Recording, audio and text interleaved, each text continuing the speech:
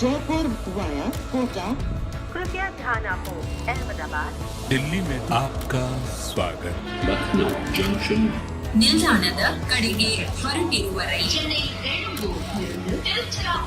Hyderabad Bhattacharjya Express পরবর্তী station Netaji ভবন कृपया ध्यान दियो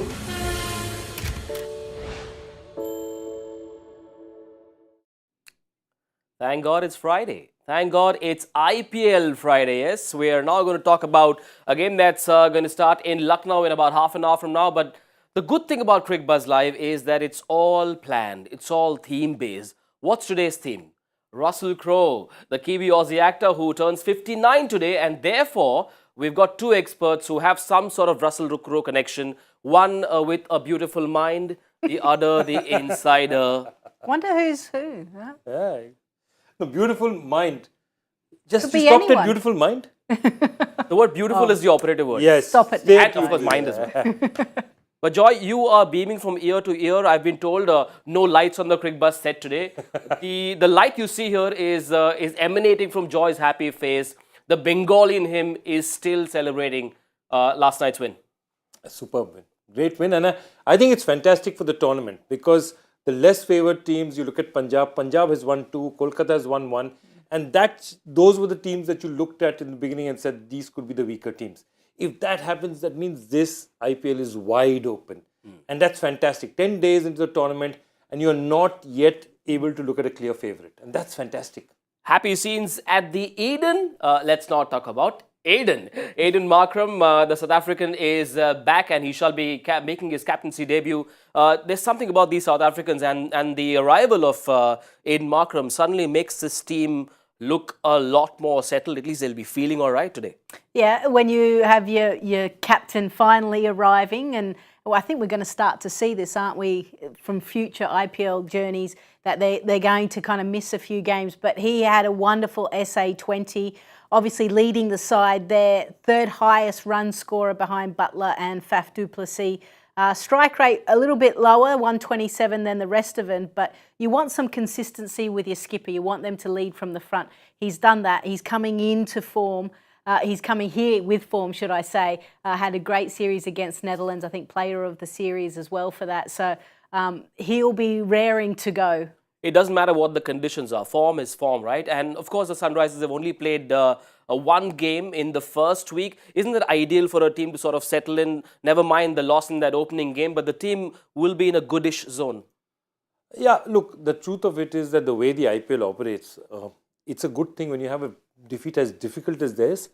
It's a good thing for them to have 3-4 days to relax, get out of it, get their new players in, get them accustomed. And for them, they would not have wanted games coming too early because they would have missed their captain for more games. For them, it made sense. And, you know, we keep talking about Markram, but you're also talking about the fact that you're having somebody like Klaassen, who's also in great form, and Marco Jansen, who's perhaps one of the most exciting prospects in South African cricket, in world cricket, with them as well. So, you know, when you're talking about Markram, it's not just Markram, it's the other two who have joined. And this makes a fairly formidable output. This is the team, the Sunrisers, that we were all looking up to before the tournament and saying, this is going to be an exciting team. And you saw that first match, you saw nothing went right. But I still believe one match is just too little to judge a team on. There's something about these South Africans, isn't it? I mean, for a long time in the IPL, we've seen players from the Caribbean have an impact. They added their own flavour, the likes of Bravo and Pollard. And now it seems like it's time for the South Africans to leave their happy imprint on the biggest league in the world.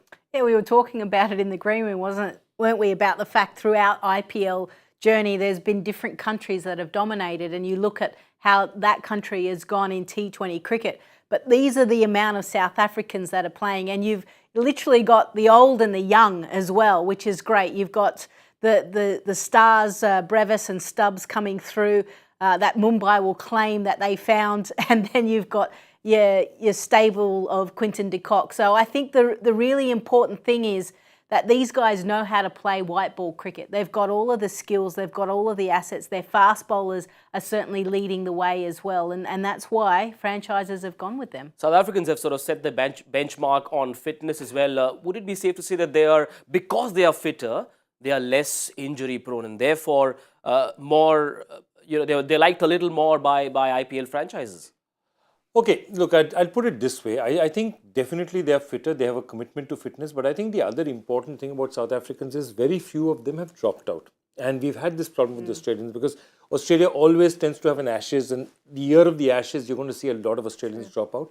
A lot of English used to drop out for one basic reason, and that was because they all play county cricket, which is fairly lucrative as well. And if your contract is not big enough in the IPL, it's practically not worth playing it because you have to give a lot of that money to taxes and a lot of the money to the club who's saying that you're not playing with me for this much time, you need to compensate me.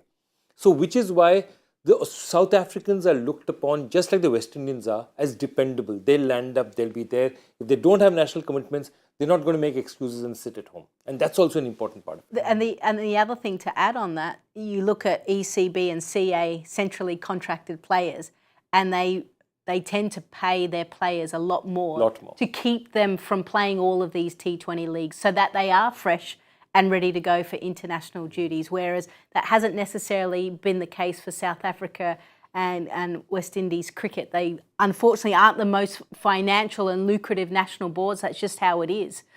So that's a very good point that you made, Joy. Also, nice guys, South Africans. You've worked with Jacques Kallis very closely. They only add to the team. They're not troublemakers. By and large, not at all. Jacques Kallis is an amazing experience. I spent 2 years with him and he spoke about 11 words to me, which was 11 more than he spoke to most of the team. No, I'm joking. He was an amazing guy. But I mean, for him to say, you say Jacques' speech, it was like extracting teeth from somebody. Words where you have to extract that. Wonderful person, but also somebody who'd lead by example. Can I tell you why I believe he's so special? Jacques, in 2014, KKR is 2-5. Changes need to be made for the team. And Robin Uthappa is saying that I want to bat up front. And that's the only thing that's not been tried. And Jacques said, look, he was the vice captain, part of the leadership group, and said, you know what, he needs to be tried. That's the only thing we haven't tried. Let's try it. But that meant that Jacques didn't play a single game because that partnership got off, won 9 matches in a row and won the IPL. Jacques didn't get another game. But it was his suggestion in the team meeting, in the leadership meeting. It wasn't a team meeting. It was a leadership meeting. That's what Jacques Kallis is about. Yes, that's what South Africans are all about as well. Jacques Kallis, one of the greats of our sport over the years. We've seen him do his thing with the bat, with the ball across formats. Quinton de Kock is back as well. I assume he would have been on the same flight as Aiden Markram, but they'll be on opposite sides. It's a bit of a problem, Lisa. It's a problem of so many players available. Who do you drop? But Quinton de Kock is coming into this tournament on a high as well. A good run of form against the West Indies in the SA20 as well. His numbers last season tell you how important this man can be for the LSG. Yeah, that 140 not out was such a huge innings for him. And to score 500 runs in an IPL season, you want to get back into the side, you want to start again, and he's the type of guy to do it. It is a bit of a headache now for them. What are they going to do? Carl Mayers, what do they do with him? And we were speaking the last time we were on the show about potentially Quinton de Kock coming down at 3, and the person that would miss out would be Marcus Stoinis. Now, he's one of the players that they retained, so that's a big call, but he hasn't necessarily fired as much with the bat, and Kyle Mayers is actually bowling as well, and bowling pretty handy in both of the games. So I'll be fascinated to see what the toss is and what the team is. It's a good problem to have. The Sunrisers Hyderabad have won the toss and they've just decided to bat first, which is a bit of a surprise, isn't it, for the first time? Yep, first Winning the toss and batting first, probably for the first time. So I suppose they just want to put runs on the board and see how things go, because they do have great variety in their bowling department. Yeah, that means that they've finally seen the pitch. They've seen the last match out there. It's not going to change that very much. So they've seen the pitch. They said, okay, this is the kind of pitch Lucknow is throwing up. It's worth it. The first matches, people just don't want to take that chance that early because you really don't know how it will play out. And so many times, all our experts didn't guess the pitch right. So I think it's a big question to bat first. They think that their batting resources are there. They can put a total. They feel, exactly as you said, they have the bowling attack to defend a total. I think that's what they're trying to do. I was going to say the other thing as well is we've been able to see that they feel that there won't be any dew coming in later. So dew has always been an issue. And the other element, having worked with Brian Lara in commentary, is his thought process, which is the old school process, is runs on the board, scoreboard pressure. So I'm not surprised that they've gone to that straight away instead of kind of going the usual norm of bowling first. I think he's thinking, get runs on the board and we can defend it. Aren't you trying to gather some intel as well? Because with your WPL team, it will be your home venue if they go home and away next season. Yeah, it will. I'll be taking plenty of intel, don't worry. Lots of space on that iPad that she keeps scribbling notes on. I'm going to try and do an Instagram story on how Lisa Sthalekar prepares for Cricbuzz Live. I've been told that there is lesser grass on the pitch. What do you think the thought was behind doing that? Because Mark Wood enjoyed bowling on that pitch the last time they played there. Look, Mark Wood doesn't need grass to do what he does. The truth is, bowlers who sort of use the seam movement and swing movement, he's just right out, flat out, 150 bowler will always get an advantage. There's a great story. It's like, Michael Holding the Oval in 1976. I mean, 14 wickets he took. It was the flattest pitch you could find. Batsman barely, he didn't need to pitch the ball. He just bowled them out. So that's the kind of thing. I think the way they're looking at it is they feel there was very strong batting side as well. They might just have batted.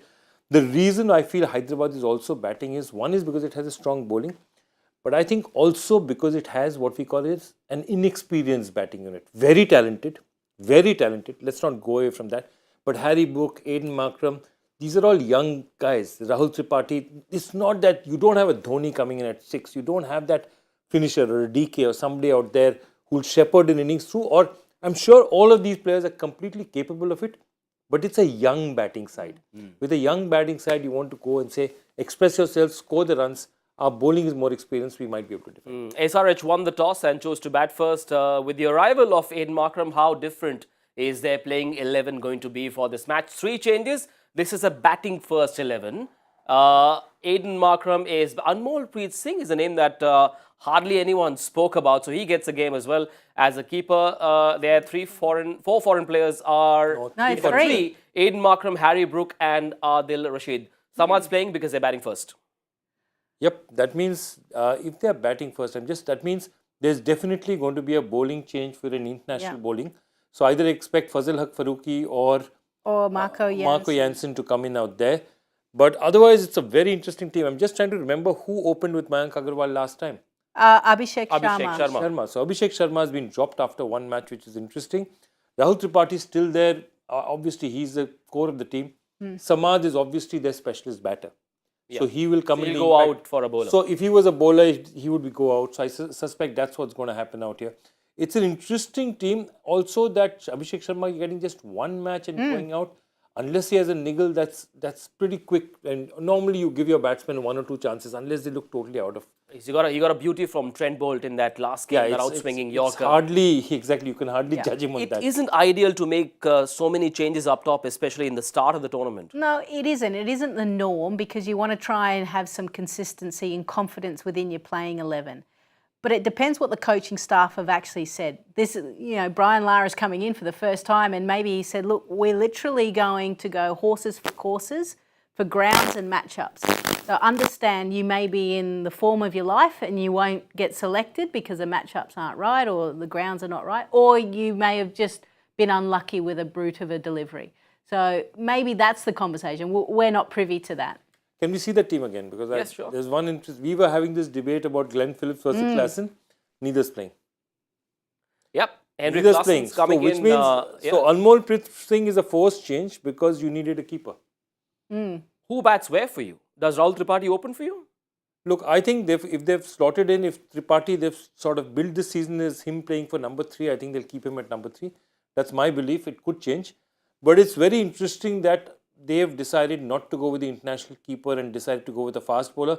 And the fact that they've kept with Adil Rashid, which means they think it's going to turn. It's going to turn, and it's a big ground, so it's going to be a tough ground to clear Adil. They would have thought about matchups as well. Very few match up to the class and the niceness of Bhuvaneshwar Kumar. We're talking about so many players in action in the IPL. A lot of them are, of course, the men of platinum. And the one man of platinum that's in focus tonight on Cricbuzz Live is the very likeable, the very gentle, very genial Bhuvaneshwar Kumar. And one of his values that's so endearing, Joy, is compassion. Bhuvaneshwar Kumar, when you think Bhuvaneshwar, you think compassion because he's been so happy to share his knowledge, his wisdom, his ideas with the likes of Umran Malik and Tina Natarajan in the Sunrisers lineup. Yeah, you talk about him being a man of platinum, and I have a reason to believe it for very different reasons. I first heard about him in 2009 when we were here scouting, and he was the National Cricket Academy, and Dav Watmore, who at that time was a director of the National Cricket Academy, later to be a coach at KKR, said in that academy, that 16-year-old kid is the best kid there is. He's absolutely sensational. So we said, what, express fast bowler? He said, no.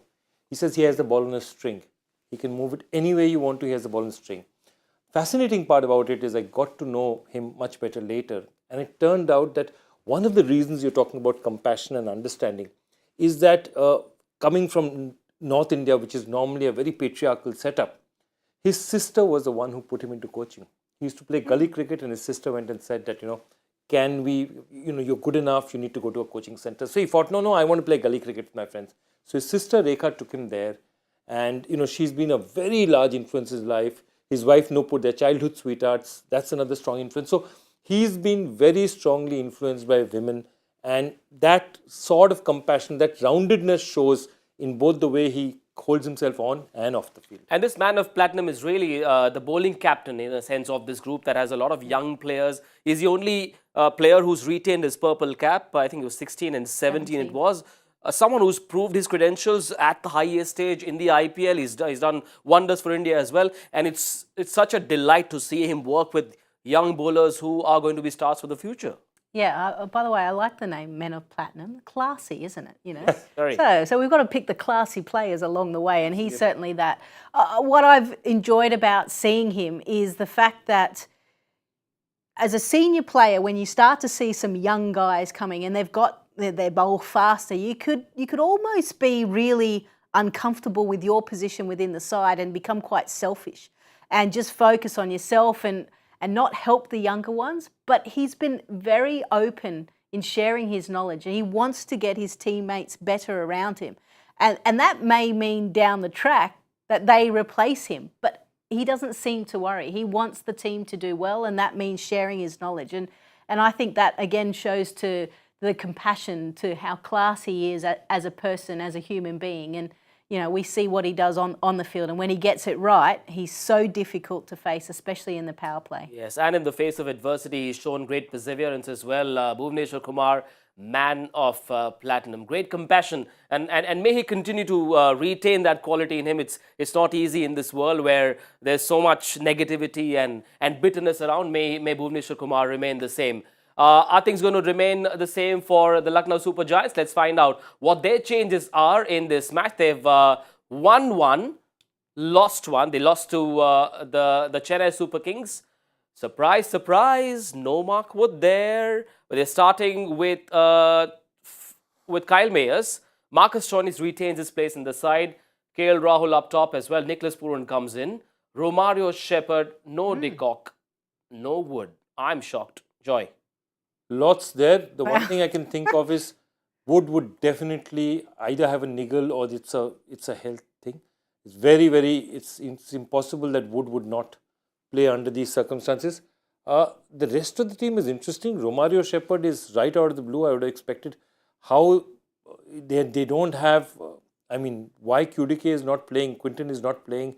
He must have decided that it's too early. Yeah. He's not yet fully fit. There couldn't be any other reason for it. Very interesting change. Amit Mishra, we expected him last time as an impact substitute.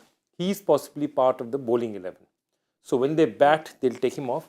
Again, I think it's a master move because inexperienced young batting side, he's a wily old fox, second highest number of wickets in the IPL. He's the wiliest bowler. They will just wait for him to finish his 12th, 13th over. He's finished his 4 overs. He's off. And I think they'll get a batsman on immediately. Yeah, we'll take a look at the impact subs. But Lisa, how shocked are you at seeing this 11? 2 spinners, Yash Thakur comes in as well. Romario Shepherd, no one talked about him. So let's get Lisa's views on Lucknow Super Giants' playing 11. They're bowling first, mind you. Yeah, Romario Shepherd, I'm just looking, he played for the Super Kings in the SA20 against South Africa. He only picked up 1 wicket, went for runs as well. So interesting, they must have seen something. The other one I thought they might have been able to bring in was Daniel Sams because he can give them a little bit of late power hitting as well. But obviously they felt Shepherd was the one to go to. I agree about Quinton de Kock, and it's probably smart. And we saw that with Kagiso Harabada, that he didn't come in straight away. You've just got to be careful. You don't want to cook them cook the goose before it's ready. It's a long tournament. long tournament. So you don't need to rush people back given the amount of cricket that they've had. So I think it's the right decision. As much as we would have liked to have seen him, I think for the long-term plans, it will be fine. Sorry, go on. No, I was just thinking, there are two other things I'm thinking. One is that Avish Khan must be injured because they have the one good Indian fast bowler. There has to be a niggle or something. I cannot believe Avish Khan is fit. Because the way the definition of their side changes. He had the split webbing, was it? Was it him? Was it him? See, now this is where I get... It's a bit difficult. Yeah. So Avish Khan, the other is, I'm just thinking, the way they're stacking their team up. Could they say that Mark Wood is just outright pace and they could play him better? The younger players could play him better. The likes of Brook and all could. Avesh is part of their subs. The 5 subs, as per the Cricbuzz app, are Ayush Badoni, Swapnil Singh, Daniel Sams, Prerak Mankad, and Avish Khan. But it makes no sense because this is the bowling side. Surprising.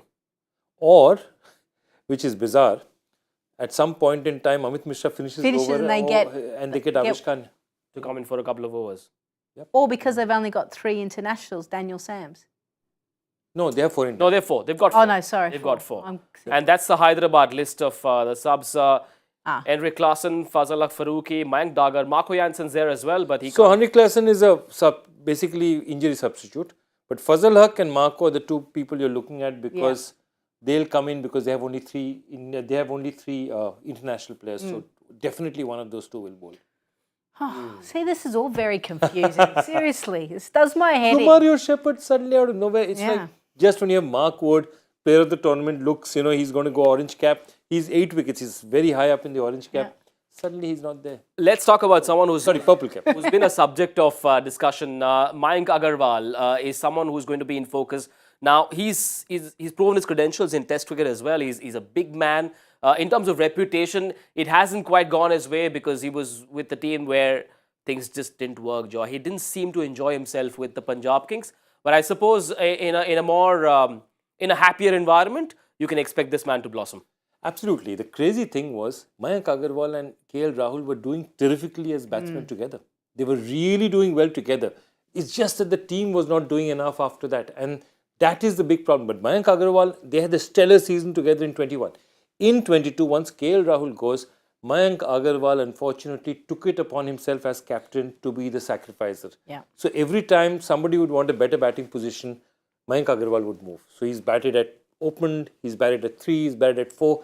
He sacrificed his, and I keep talking about this, that one of the problems we have is that a really good player, when he has a match in his grasp, needs to be a bit selfish, saying, I am possibly more capable of finishing it. Somewhere you felt that at that point, if Mayank was a slightly tougher guy, would say, I'm sorry, I am the best batsman on the team, I will open. And he was too nice a guy to do that. I think this is a new start for him.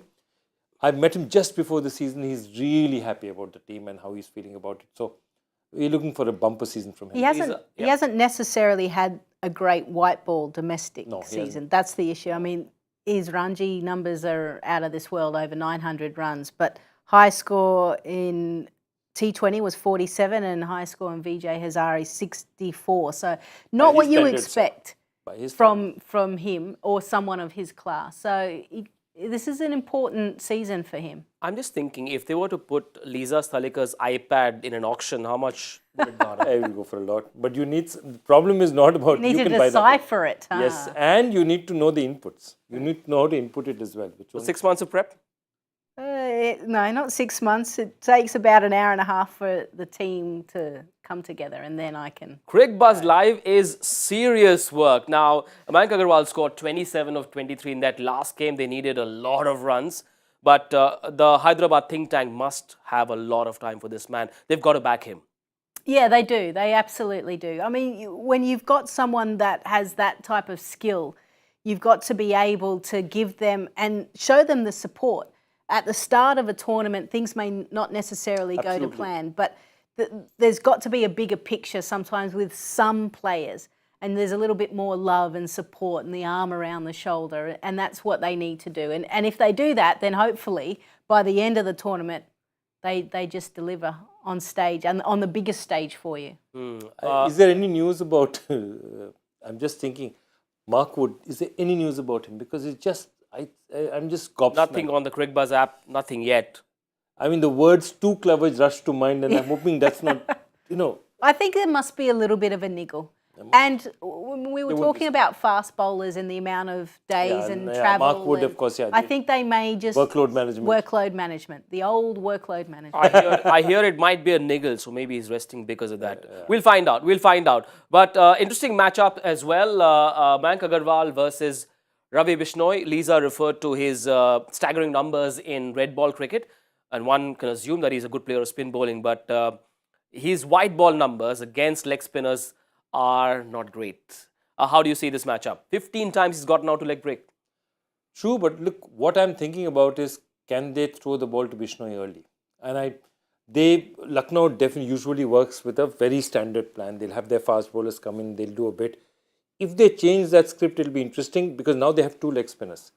Amit Mishra, they will want to use and get rid of as soon as possible because let's face it, he's not the greatest fielder on the planet. So Bishnoi, those numbers are absolutely fantastic. I mean, 7 wickets, in 4 matches. But just look at the economy rate, 6.33 for where he bowls.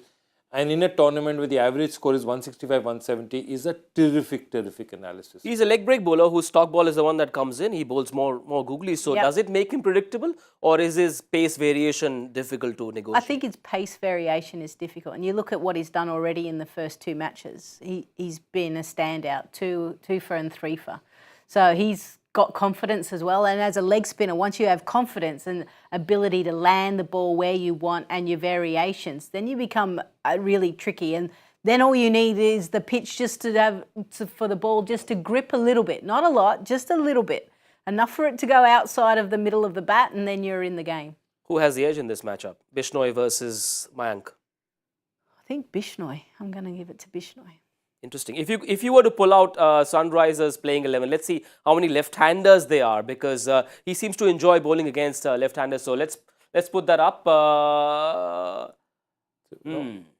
too many. Not too many. So I think that sort of rules out the possibility of that left versus Ravi Bishnoi. But what's your batting lineup, Joy?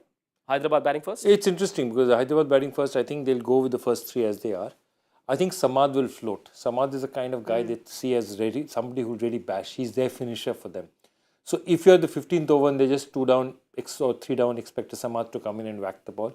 Otherwise, they'll stick to their lineup. Tripathi definitely at 3. He's the kind of guy, either he'll open or he'll go at 3. Mayank bats only in the top 3, so you have to bat him there.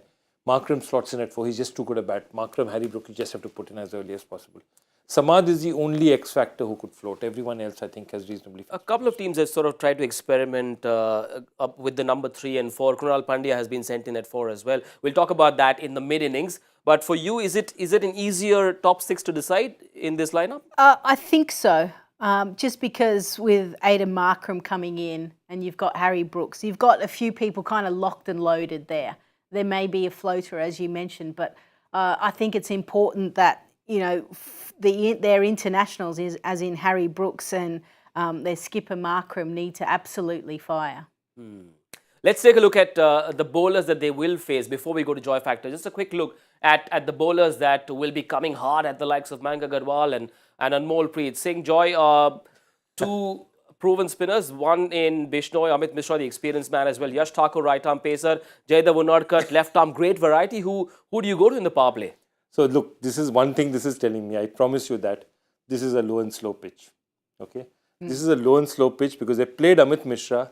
They're playing Jaydev Unadkat. Okay, and Unadkat also can literally bring the ball down, crank it down to. Yeah. I mean, let's face it, a fast Anil Kumble and a slow Jaydev Unadkat, there's not much to choose between.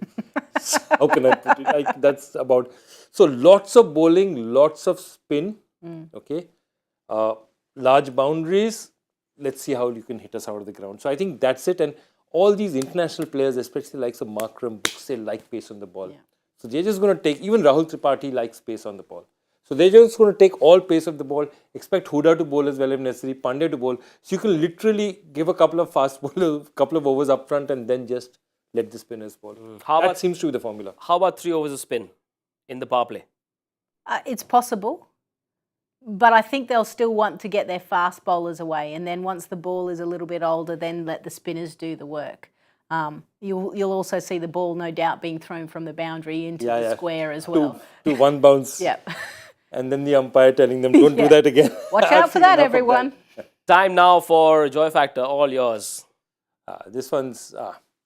I just... Viru was in our studios for so long, so I wanted to ask Virendra Sehwag, Irfan Pathan, Sanjay Bangar and Iqbal Siddiqui, which is an interesting name, which gives you a hint, are the last 4 Indians to record what singular feat in Test cricket? Is the answer in Lisa Sthalekar's iPad? I'm going to give you a hint. The first person I think Never has been. was Vinu Wankad. I think I know the answer. I think I do, but I will not reveal it now. We'll try and give you the answer in the post show. But before we say goodbye, before you guys can focus on Hyderabad's batting, quick prediction. I'm just thinking, I'm seeing that team, I'm seeing that Lucknow team, and I'm bowling unit, and I'm thinking, I'm going to go very low. I'm going to go 155. Interesting. Oh. Okay. Going to go 173. I'm going to say 135. Holy smokes. I like spinners. Right. Well, I mean, so do I. Unlike Virendra Didn't Sehwag. realise you I like liked them. spinners. So we'll see. We'll find out. That's it for now. From Lisa Sthalekar, Joy Bhattacharya and myself on Cricbuzz Live. Make sure you join us at the 10 over mark on Cricbuzz Combox. Enjoy the game. See you soon. Jaipur via Kota, कृपया ध्यान आपको अहमदाबाद दिल्ली में आपका स्वागत ನಿಲ್ದಾಣದ ಕಡೆಗೆ ಹೊರಟಿರುವ ರೈಲನೆ Hyderabad Superfast Express পরবর্তী স্টেশন নেতাজি ভবন कृपया ध्यान दें